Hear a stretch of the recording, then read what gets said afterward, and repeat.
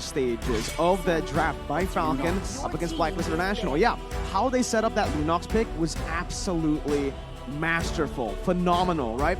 They banned out, well, firstly they picked up the Lapu. That's the first setup in their chess game, the big game picture. Joy was then banned out by Blacklist International. They went for two other bans here for Falcon, right? They went for the Benedetta and the Esmeralda in the second phase. And if you know Edward, he usually plays those four heroes, or the Paquito, or the Uranus. So, Paquito, right now, quite off meta. Uranus becomes just a solid answer for them, and the Boxia was just icing on the cake, right? It was the cherry on top, and it worked really well because they wanted to pick this Lunox. They had it in mind. I saw their reactions right after the Boxia and the Uranus pick. They were celebrating. What made the whole thing impressive to me, and again, why I have such a focus on the first half, is because it takes a lot of vision. It takes a lot of prediction as a coach to, again, just orchestrate this kind of response that, all right, we're going to pick a Martis, and then wait, Zipex, now you strike Lunox. And that's what impresses me. The fact that you're able to say Faramis Lapu first, and then we go from there, especially the Natalia. So that's what the first phase looked like in game one against Blacklist, the game prior to this. But here, now it looks like for Coach Paranoid and co, they are thinking of something else. They take out the carry, which opened up still quite a bit. Yeah, Joy, Kaja. A lot of heroes are on the table indeed here, Leo and Mirko. So Falcon, again, they need to ask themselves. They've been in this position. Against Blacklist, they were the second pick. So last time it worked. So let's see here, Falcon. What is going to be the answer? So still cryo bans towards Joy, but that leaves out the hero of, like you said, Kaja.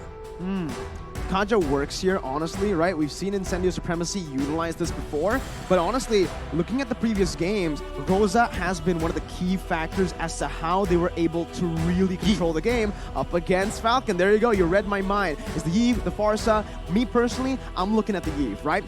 Gideon has mentioned that he personally likes the Farsa a bit better than the Eve, especially in this matchup, but for me, that utility for the Eve doesn't. Yeah, no, Eve is a battle mage, and that's the reason why she's more in trend now as compared to Farsa, because Farsa, you know when she's ready, you know when the Wings by Wings is up, you know when they're ready to engage. An Eve, you can count the RWM, but sometimes she'd still survive. So I like this here. Now, what's the response from Falcon? Oh Lord, something tells me a Faramis is coming up. Oh, Lapu, you're right. Perhaps another Faramis here, but They're so good at that. they're taking their time. They're taking their time here because they know Faramis against Eve, not a good matchup for that Faramis. So Definitely they not, need to be careful here. That is why they just secure the Lapu, but they are taking their time. Perhaps they might secure a marksman first, but no. Yeah, marksman, Claude. The Claude pick comes in here with the Lapu, which is quite interesting for me, right? We haven't seen Claude. Well, we have seen Claude find success. Oheb was absolutely phenomenal on that hero earlier on, but hasn't seen a lot of success on other games, right? Especially Zipex. Looking at him, he usually likes these unconventional gold lanes and the Irithel. Irithel has fallen off since he's last played it. And for the Lunox, for the Herod, you need a bit more setup, right? So the Claude is a safer pick, but that just gives Incendio Supremacy more room to pick up these prio heroes, these flexible heroes, I should say as well, like Kaja and the Fredrin. You don't know where these guys are going to go just yet, and that is such a big question mark towards Falcon. I think with a team like Incendio, it's safer to say that the Kaja is going to be the roamer, and then you just coin flip, whether it's Alien on the Fredrin or Tienzi going into the jungle. Exactly, and this is going to be the question for Falcon.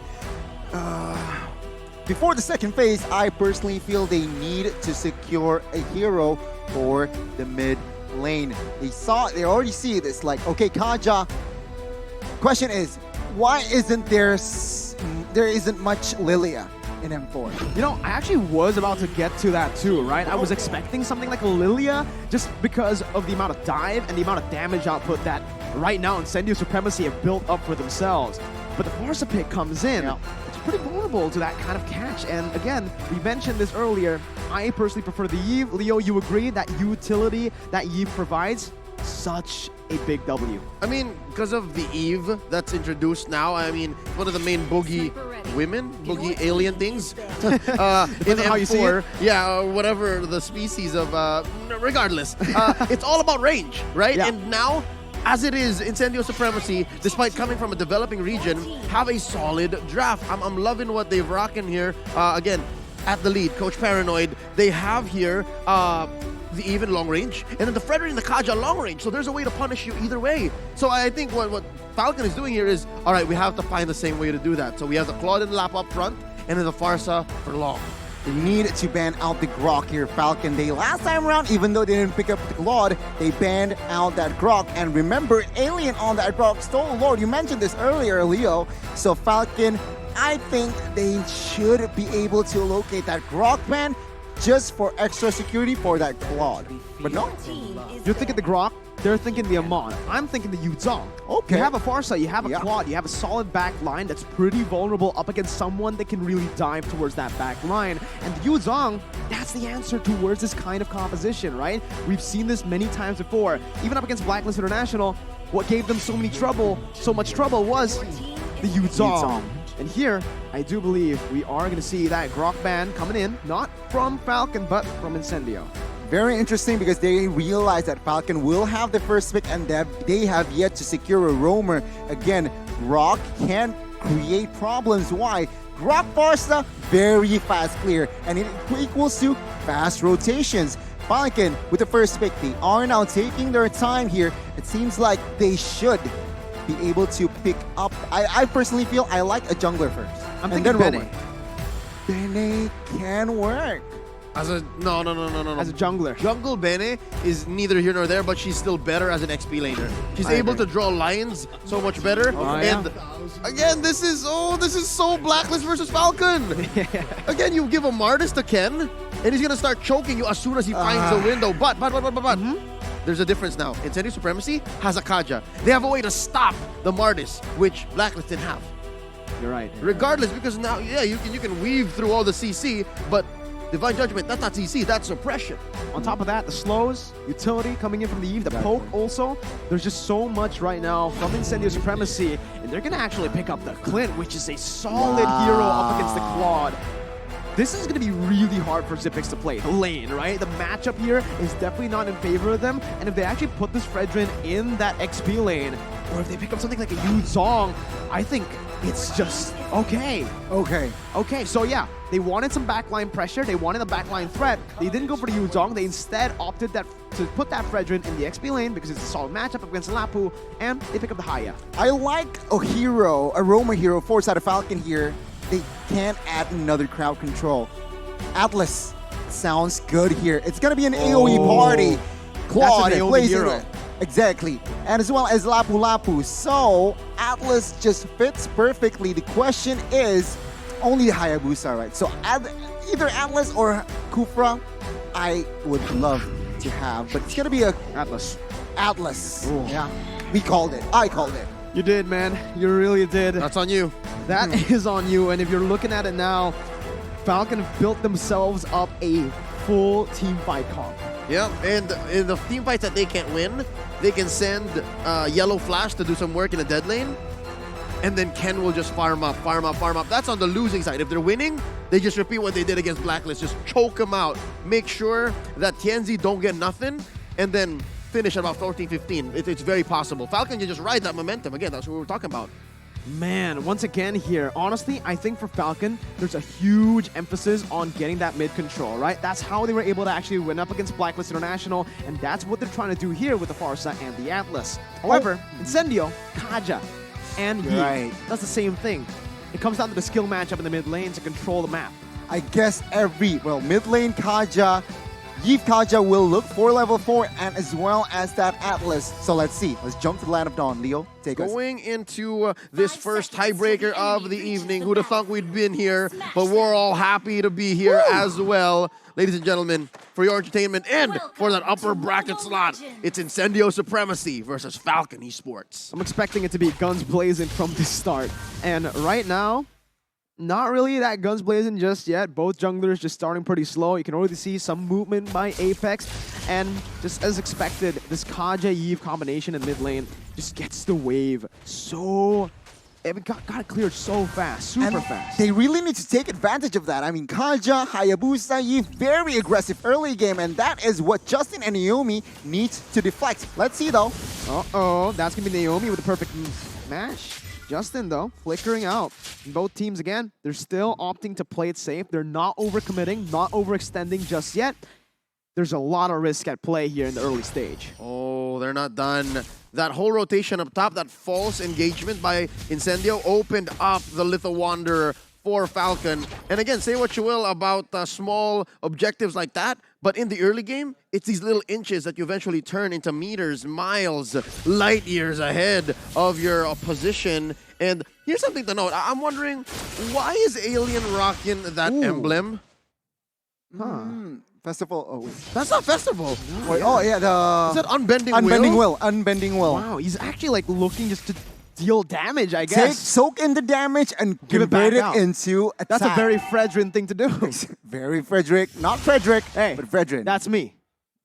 That I'm the is wrong you. guy, bro. That's That's Alien. you. That's Alien. Oh, all right. Again, just something to note. And I mean, there are several flavors of Claude these days, but yeah, this is what you usually pick up now. Like you want to farm heroes, you want to chip away with the avarice.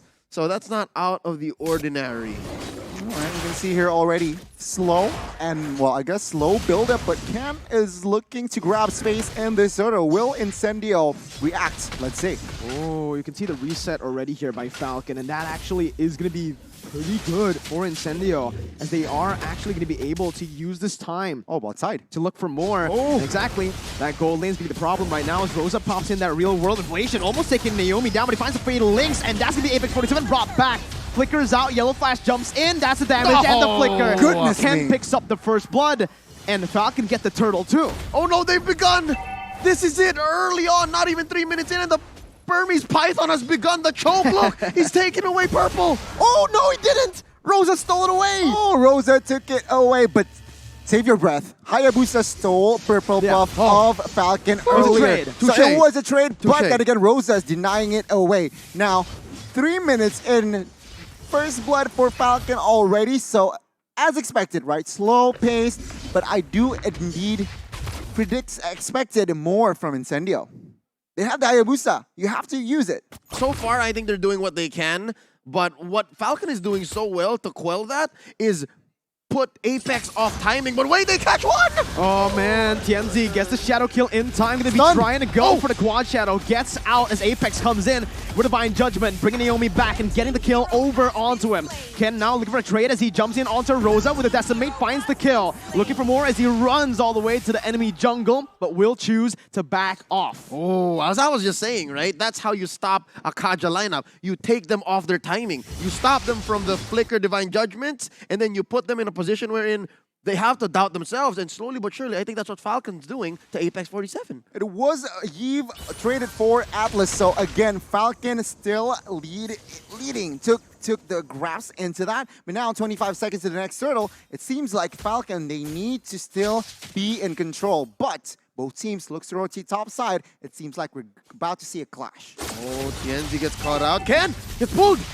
Wow, very aggressive, and that's the reason why Naomi's ready to follow it up, but they don't find anything. Naomi flickers forward, brings the Fatal Links over towards two members. Yellow Flash is trying to look for that one more kill. Stuns him up, but will not be able to find it. Falcon, Discipline Gaming, jumps back, goes for the turtle instead. Wise move. Discipline Esports. I mean, it's so hard to become Incendio right now, given that Falcon has your number. I think they have a pulse on when exactly and where Apex 47 is gonna be. And Kaja is so powerful right now as a hero in the metagame, but only if you're in control.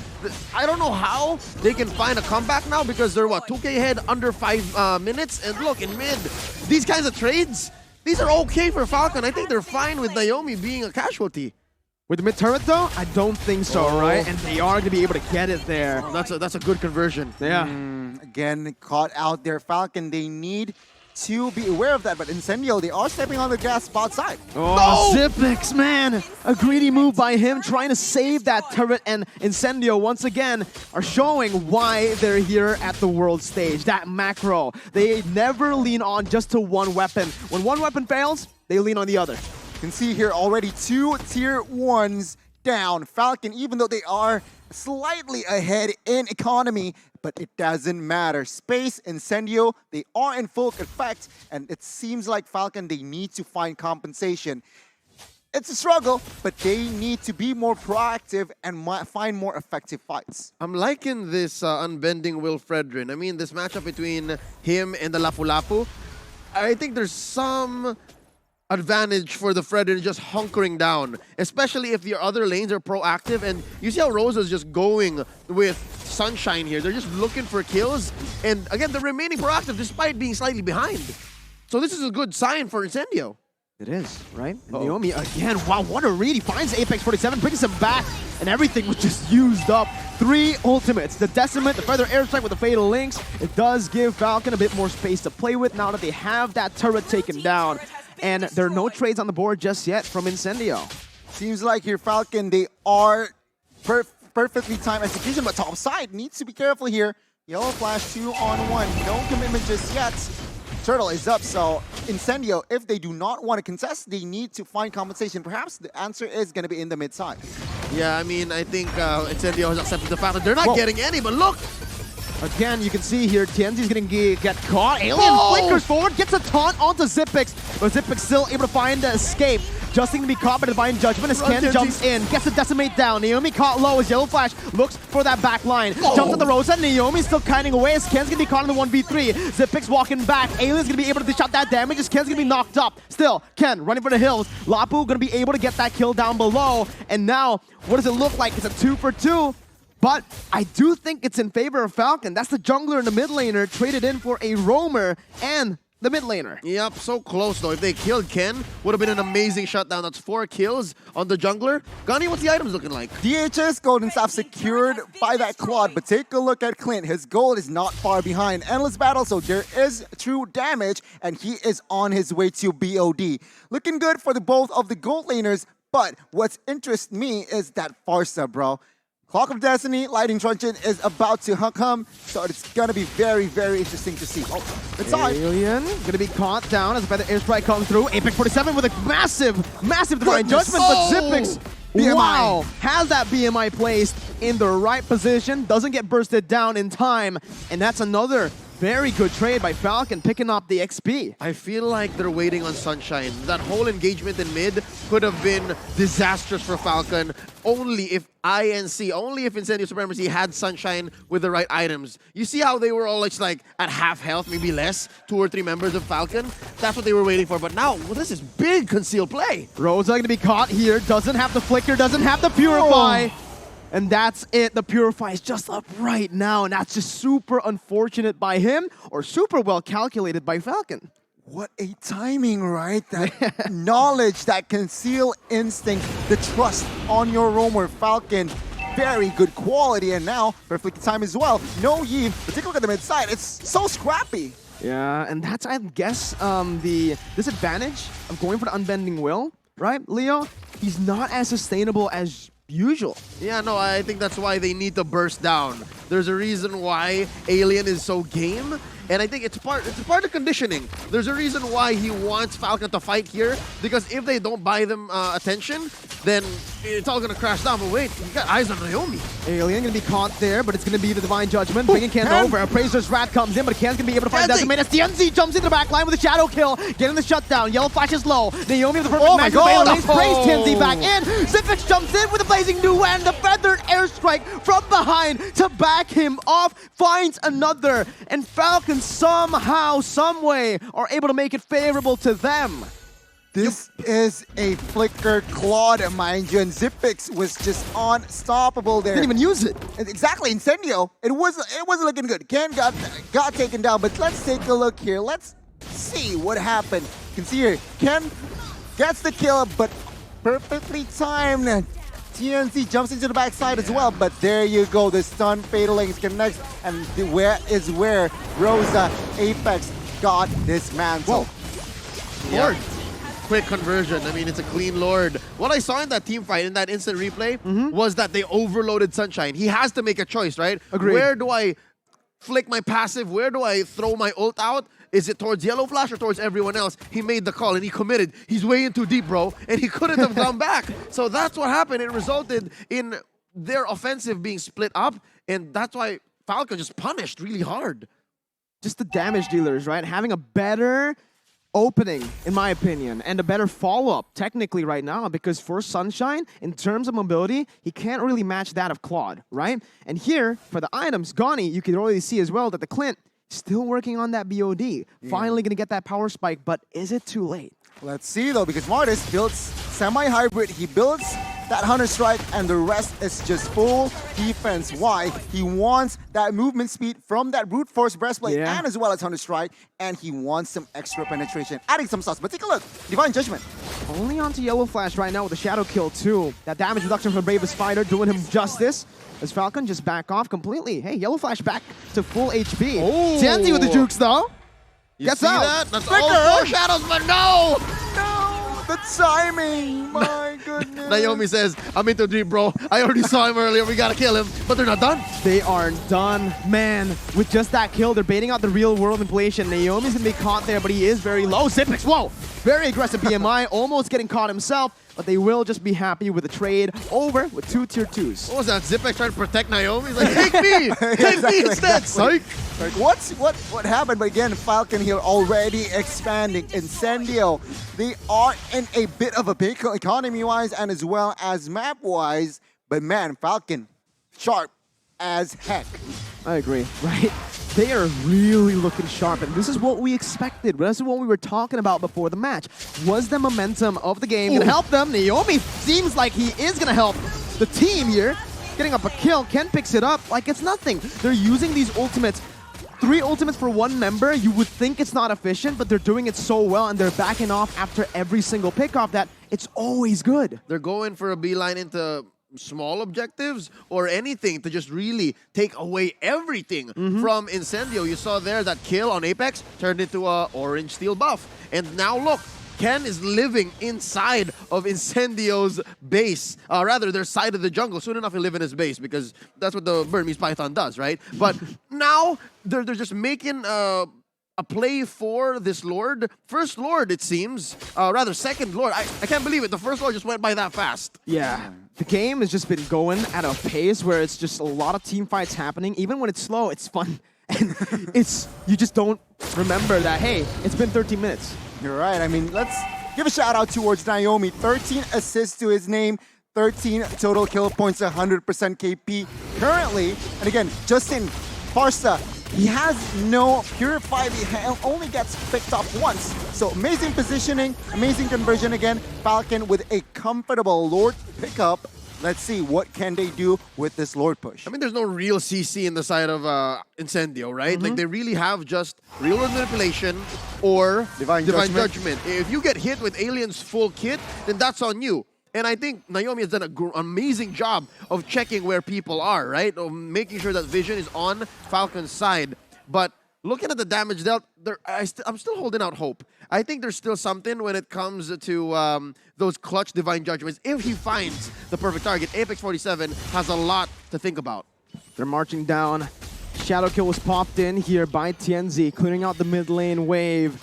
It's going to be that Enhanced Lord marching down that bottom lane. Going to be able to get the charge down onto the bottom side base turret. Yellow Flash and Naomi looking for the play right now. They got to be careful. Can't really commit here. One mistake can turn the tides with an 8,000 gold lead. Yellow Flash jumps in the Bravest Fighter. Still just trying to zone Incendio away as Ken goes munching on that mid lane base turret. Justin with a Feather Airstrike to zone them. And it's just clean by Falcon. Clinical gameplay. I mean, at this point, Justin, with that Holy Crystal, that Feather Airstrike can deal a lot of damage towards Sunshine and especially towards Rosa. So again, even on defense, especially on defense, their positioning needs to be on point. Last base turret top side, Falcon here, they're in a very, very good spot. Yeah, that top lane is their last bastion. They're going to do everything they can, but wait, they've come in. Yellow Flash again with that Bravest Fighter, with Naomi joining in with a perfect match. Not going to be able to find the stun though. Alien finds a taunt, almost gets Zippix, but Naomi jumps in with the fatal link to turn it around. Apex though turns it back around once again by finding Zippix. It's a 2-for-1. Alien and Sunshine traded for Zippix as that's going to be TNZ jumping in, looking for that shadow kill, but he does not have it just yet. Falcon forced to back away, but they have taken 2 base turrets. Oh man, I thought TNZ was gonna go for that. Yeah, no, signs of life here from Incendio Supremacy. Not so quick, not like that. And for the first time, TNZ's gonna have a taste of his own buff. I mean, he missed out on the purple, but now he's gonna get the orange. Again, shades of that game between Falcon and Blacklist. I mean, Falcon, they occupied that base a little bit too long, forcing a little bit too much, and they got punished. Incendio, again, still behind on economy, but they have chances now. Can they make it work? That's the big question, right? And I think that was just brilliant by Incendio. They noticed that Falcon was overextending, was overcommitting. They went back and forth, and gotta give props to Rosa, man, because he was the one who actually was poking Falcon down, losing a whole lot of mana, but always going back and forth. Because, hey, they're in their base. They have unlimited resources. Yeah, I think it's just a matter of finding that box. Again, I think that's a sign of what is to come once Sunshine gets his full build and once TNZ can get better positioning. Because earlier they got almost the perfect Divine Judgment, but TNZ came in maybe 2 or 3 seconds too late. But wait, look at this angle. What a read by Naomi. I thought it was going to be an incredible flank, but TNZ's going to be caught here. Jumps in. Uses the shadow kill to get out. Jumps out as well as Alien's gonna be caught here. He's trying to help him member out. Justin almost gets slain, and that would have been worth it for Incendio. But Justin lives with a sliver of HP as Alien's not gonna be caught. Naomi does a great job at opening up the map, zoning Sunshine and Rosa away. And Falcon, they read Incendio like an open book. 3 members left standing here, Leo, and it seems like it is going to be a free lord. Base is too exposed behind an economy. Incendio, can they defend this? Yeah, they're going to have about 15 seconds until the Lord spawns, so at least it'll be a 5-man defense. All right. And they can do it inside their base. But then again, yeah, this is just enhanced Lord. It's not evolved yet. But look, they're already in! Naomi once again with the flicker and the retry. He helps his team. Ken was there instantly to follow it up. And now it's just Sunshine who gets picked off. Zippix jumps out in time. TNZ with a fast hand, but it's still just them defending now. Falcon are waiting patiently for the Enhanced Lord to march in. Alien jumps in with a taunt. Ken's going to be caught there, but is going to be able to get out. Apex 47 jumping in only to die to the hands of Ken with a Decimate. Alien now going to be bursted down. Doesn't have time to go for the Appraiser's Wrath as the Shadow Kill comes in. Ken losing on Immortality, but it's going to be GG here. Zippix flickering out, flickering back in. They end the game to claim their victory. Revenge towards Incendio. Ken's feeling it. Falcon Esports have done it. My goodness. Falcon with the momentum that they got from the win against Blacklist. They took it towards the Turkish team now. Falcon securing the extra point. But my goodness, what a game both teams have displayed. Congratulations. And Falcon again showing qualities that they are the real dark horse in M4. That was a close call. And again, we called the 5-man defense.